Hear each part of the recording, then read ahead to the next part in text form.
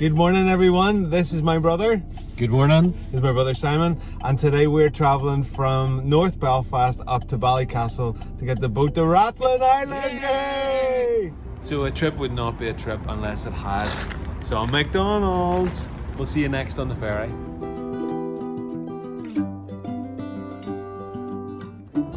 These are the faces of two men walking onto the boat. Hopefully we won't trip this time, brother, isn't that right? That's right.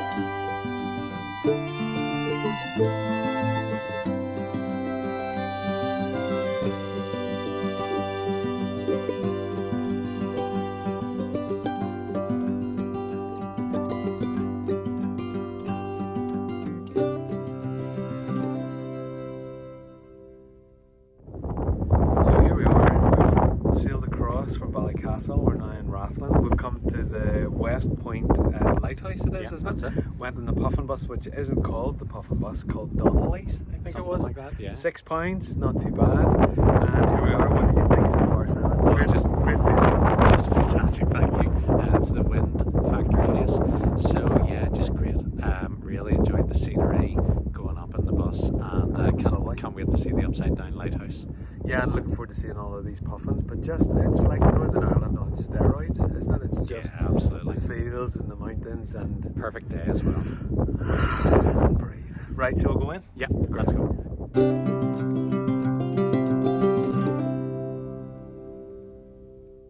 So this is the upside down lighthouse, and I'm just going to angle it down and you can see, so the light's down at the bottom. Well, let me turn it around just to show you what the view's actually like. Just the sea in the sky.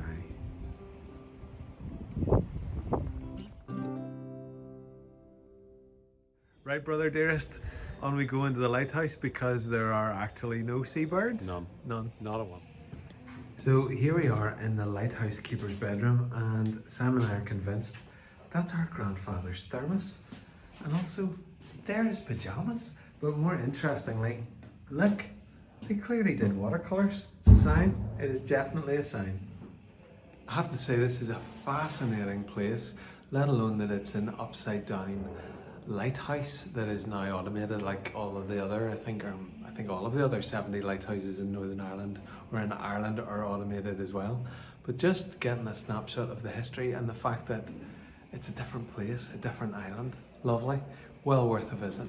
Just heading up the stairs, back up again to the top, and we'll go out and look at the landscape again, which is beautiful.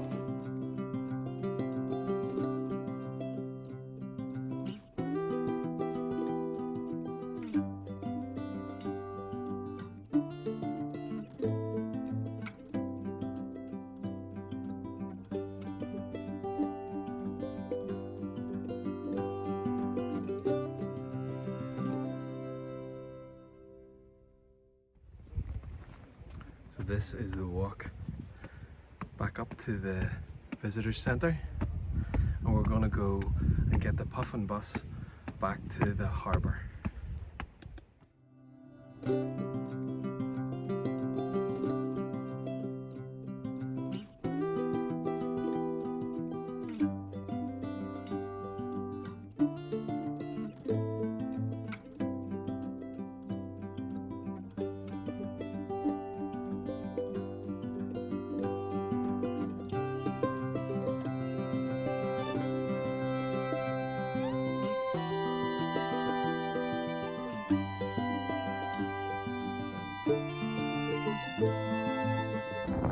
Just to give you an idea of island life.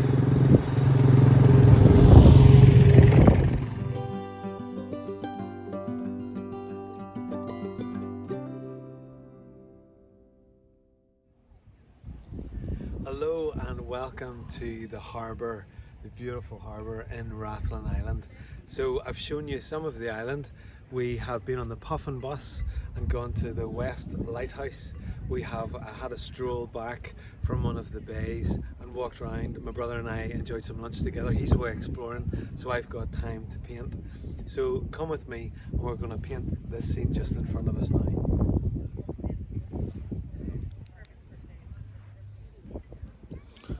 Okay, so let's make a start.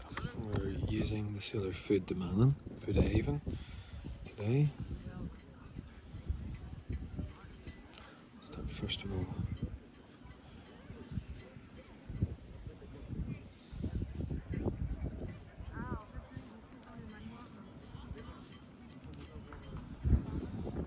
Start by getting some of these boats in here.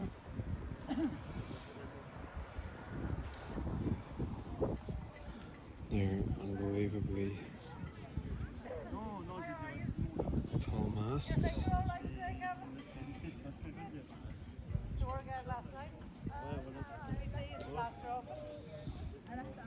And we're getting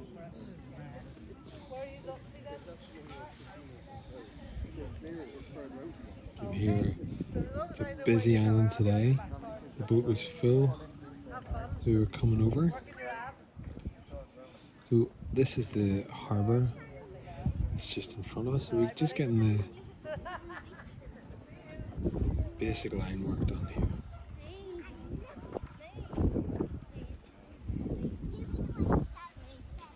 This is a little boardwalk here. There's so many masts.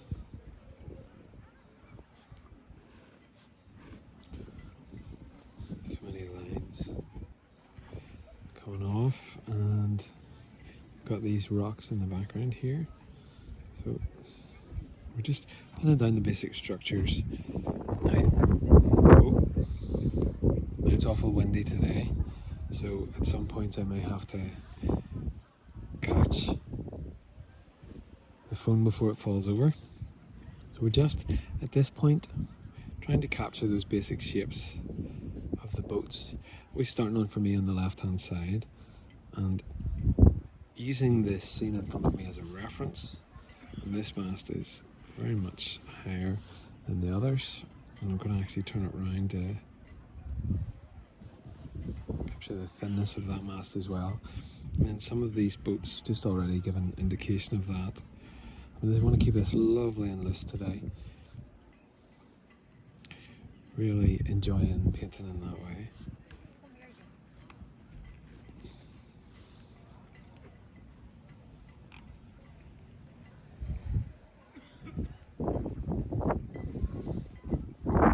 Notice that on these masts they have these thin sort of riggings down, and then the lines that are supporting the riggings as well,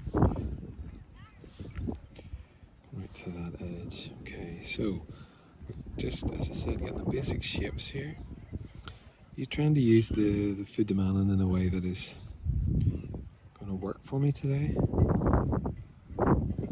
Just using that thinner point. Need to get the pitch right of the edge of the boat, but because I'm doing this in a nice relaxed style, I don't have a whole heap of time, and I'm also, whenever you're painting plein air, obviously you're dealing with different issues as well, such as the wind, as in this case. And then we've got different bits of the boat here and coming from the boat. I've also got these new glasses, so they're really good for close up and not so good for far away. I don't think I'm quite at the stage yet for the varifocals, but could be heading in that direction soon enough to be able to try and keep painting. Okay, so we're gonna this boardwalk further along here, and the underside of the boardwalk, I've got the blocks that it's kind of floating on. It's like all of these scenes, the more that you look at it, the more you draw it, the more that you realise what's actually in it, you know. Then across from here, I've got another quite a severe boardwalk at the angle, sorry, not a severe boardwalk. The angle is quite severe, so we're going to get that, and then we're going to bring down just some of the boats. Okay, so we're just getting, it's going to keep the pen moving here. We're outside, times against us, we're not sure what the weather's going to do. We're not going to fuss over whether all of our angles are correct and is it all in proportion. We're looking at a reference image here. What a beautiful day on Rathlin Island. I really hope you've enjoyed. Somebody's now starting to mow their lawn. The joys of doing YouTube videos on plein air. Now, the other thing that I'm really enjoying these days is the kind of free feel that you get from a more illustrated line. And just continuing to persevere as we go.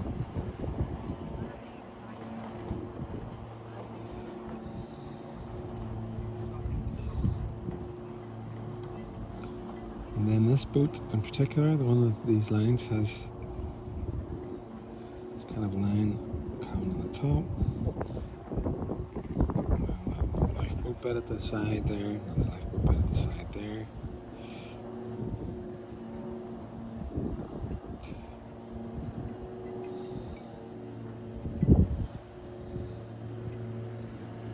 So,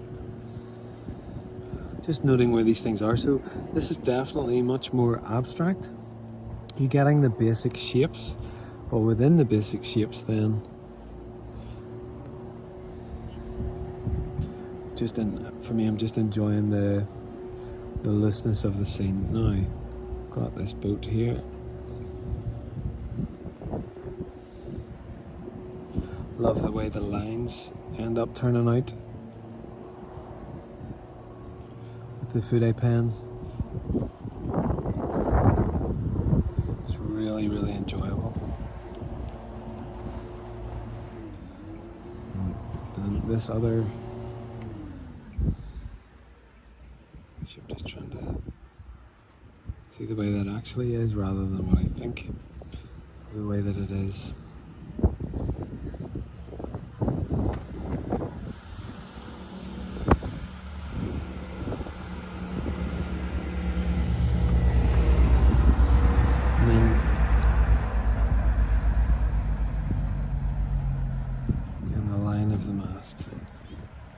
Always nice doing those lines.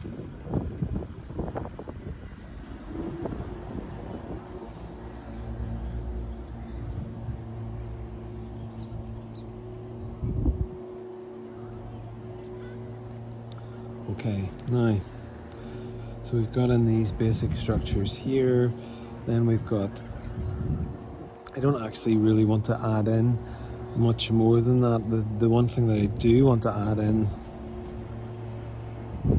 looking for areas where it's that little bit darker.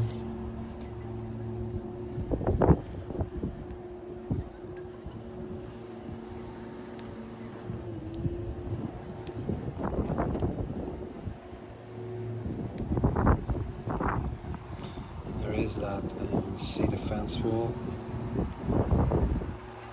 which is really quite a strong part of this image.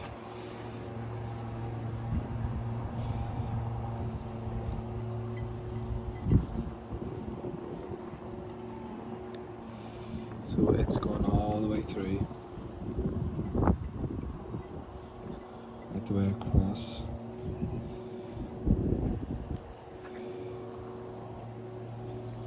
Dominating effectively the horizon line and dipping down ever so slightly, not even dipping down. It's causing so this part here is where the boats then are heading out of.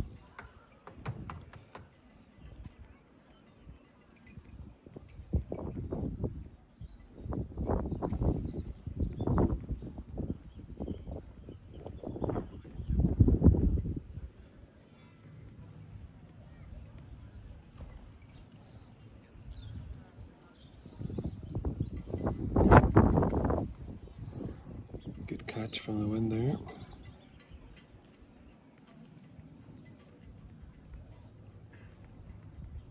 Just using the flat part of the Fude pen to really capture that. And it's a really, really dominant part of this image that's in front of us. Okay, now I'm going to just add in the stampers, and then we'll come back and we'll add in some colour.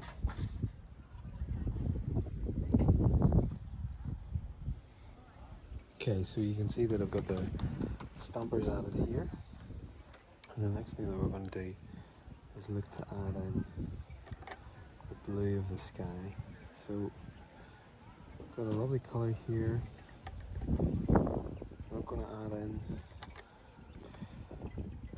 got it all hidden away from camera, so we'll put it right over here. So this is not a palette that I'm overly familiar with because it's in my travel palette, but let's get this down. So a nice and light sky. The sky is absolutely stunning today. Could not be more clear, more lovely. You nearly need to mix it to be that little bit stronger though. Too much of a wash at this point, so just mixing that up a little bit stronger so we can actually see some more of that. We're just generously taking it over. Now it doesn't matter if I go over the area where the rocks are, because obviously the rocks are a really very dark part of that horizon line, so just letting that cross there. Now it is, the paper is tilted ever so slightly.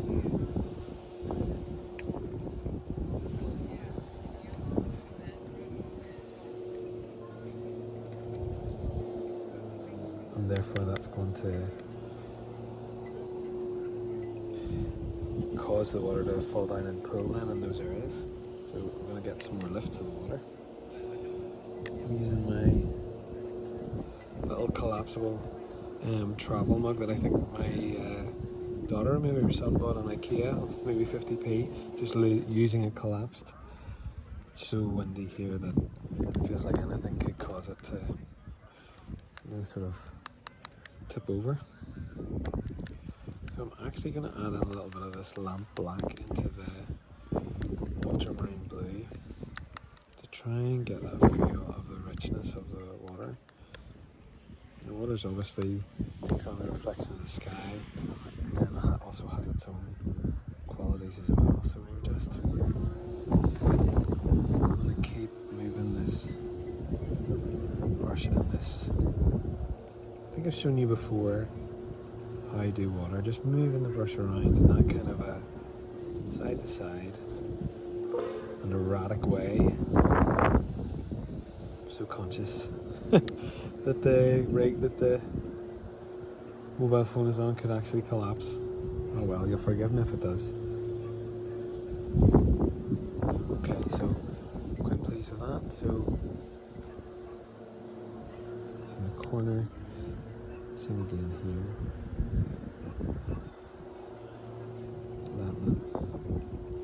Pull in different sections, and we'll let it be even more kind of sparingly used here. I'm going to nick a little bit from there. as the brush dries.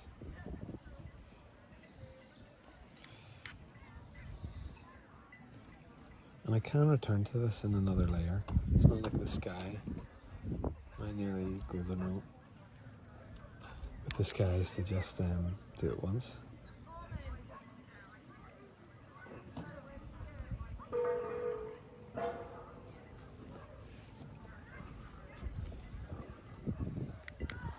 Oh, yeah.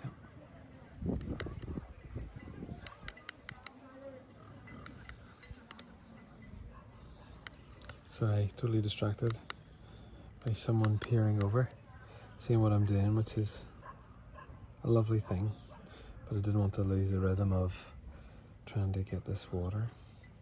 And also then around the areas of the boats, obviously it's that bit darker as well, so we're just going to let that be darker underneath there. Okay. A little thin splattering, because this is open air, or on plein air. It's much more challenging. So we're going to let this dry, and then once we've got that to dry, then we'll look at doing the next layer. Okay. So we've got the first layer dry now. So what we're looking to do is to begin to capture what's actually going on in these rocks here. So I've just realised that this lamp black is actually not a black at all. It's a really rich brown, which is going to work really well for us.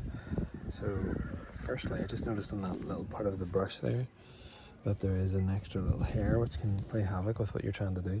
So on this initial layer, see how it's not actually a black, it's just a really, it's an umber, it's one of the umbers, I didn't realise that. So to be able to get the effect that there's actually light hitting a three-dimensional object, we want to not put in every rock is covered. We're using the principle that the paper is the white that we're using, and as we build up the layers, then that's going to help us to show that three-dimensional object of the rocks.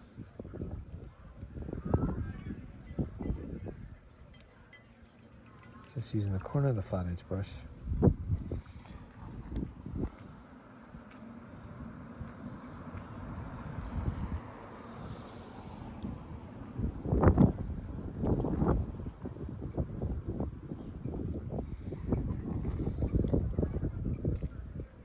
I'm just going across this effectively dry stone wall out in the sea, which is a breaker, and obviously providing some of the safety of the harbour. Okay, so what we want to do then as well is for these boats, because most of these boats are white, is I'm effectively going to mix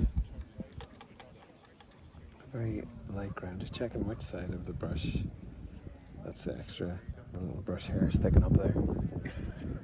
So we're just communicating. There's that little bit of shadow, indicating that.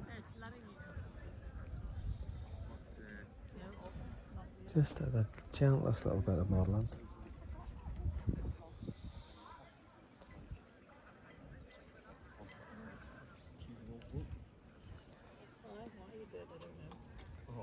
She does it out of nostalgia.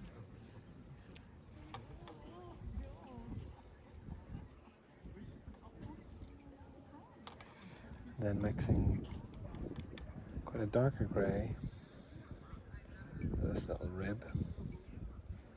Just sitting here, I'm going to use that darker grey as well on the underneath of the jelly. So I'm always mixing a colour and then looking around as to where that colour actually is.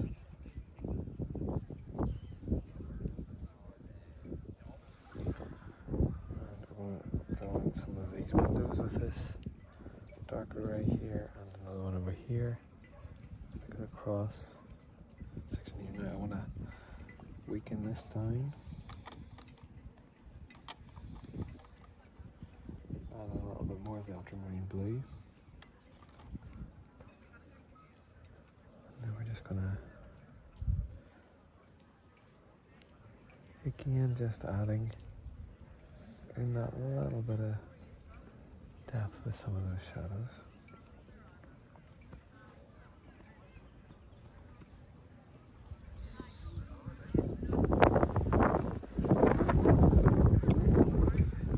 A little bit nervous there, that was about to tip over. Thankfully all stayed in place. Okay, the other thing I want to do is find there's some points that have just littlest hints of colour on the boats, which is nice to give a little bit of a nod to. You know me and my nods. It's nice to give a little bit of just a little sensitive colour here and there. This side of this one, and over here. And just all it's doing is allowing your eye to know that there's some other colours and things going on. A little splash of colour there. What else we can do there is cause that to splat up. Okay. Next thing we want to do is try and capture the colour of this jetty. Now, we use a little bit of that umber. Now that I know it's an umber.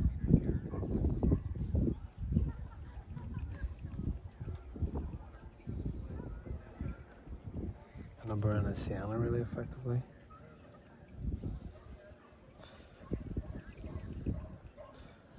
Just to model that jetty. Just a little bit more.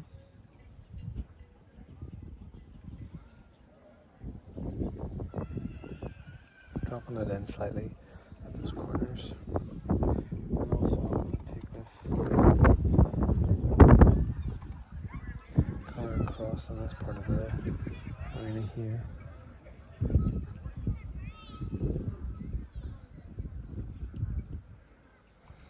And right across to this part here. And one last thing, notice is on the side of this boat here.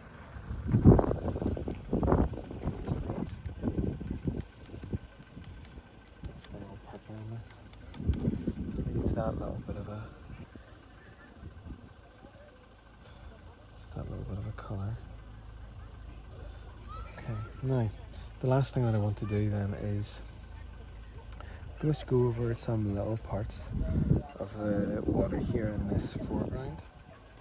What I'm going to do that is by mixing the ultramarine blue and that rich black. Add a little bit more of the blue. It's too dark. So what we'll do, squeeze the brush, pull it across. It's almost disappeared, which is what we wanted. Okay, so it's better now. Much more like it. So we're just gonna take it right to the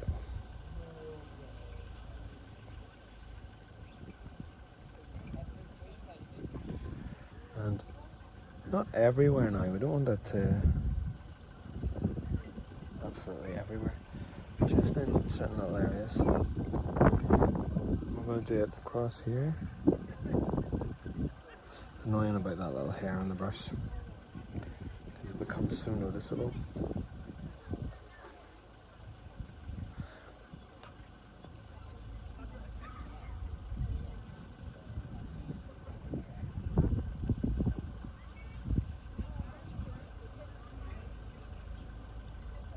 Touching in those little areas. Okay, notice two more things we need to do.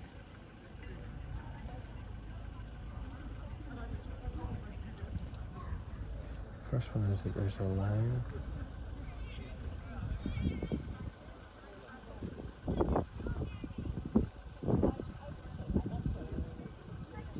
I want to get that line underneath.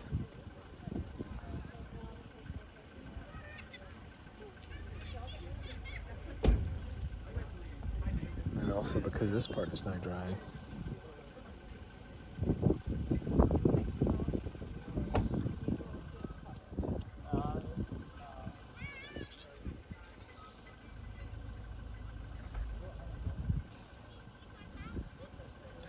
Just adding in that second layer to this wall to indicate a bit more depth.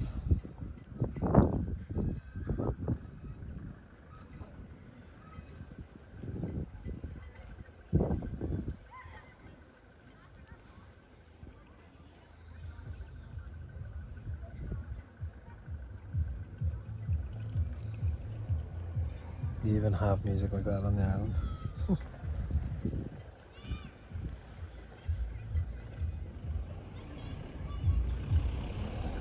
Just moving steadily and faithfully across the wall here.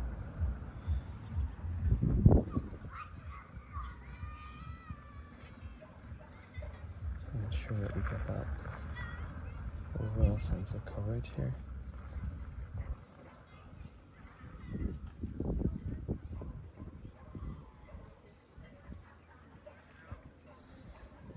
Okay, and there we have it. I just noticed that my finger was clearly wet. We'll just lift that, just wet that part. Just touching it with a bit of paper, and that will lift away the most of it.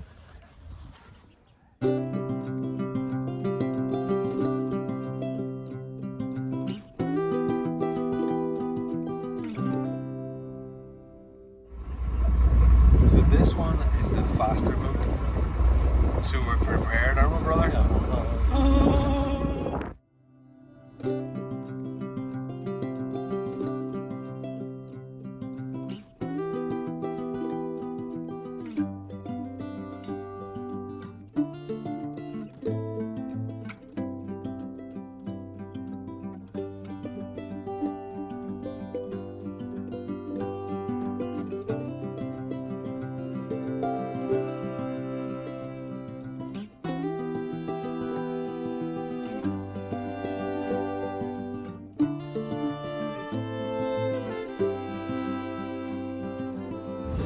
Simon, would you agree that this one's a wee bit faster than the other one? Racing. Racing. It's like being on a speedboat. Yeah.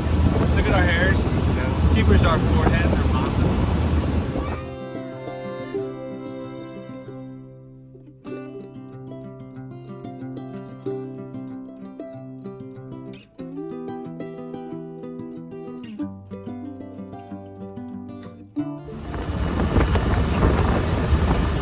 Right, Simon? Rocking and rolling here, aren't we? See the rain just falling down in front of us. It's been a wonderful experience. We love it.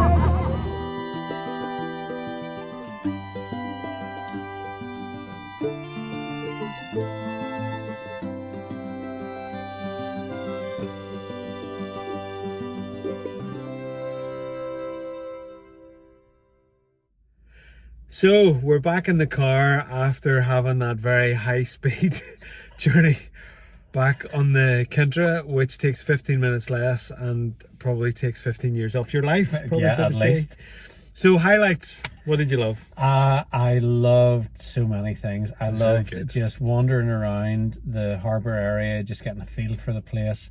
I loved the little cafe that we popped into. Yeah, that was really nice. There's very little that I didn't love. Fab place.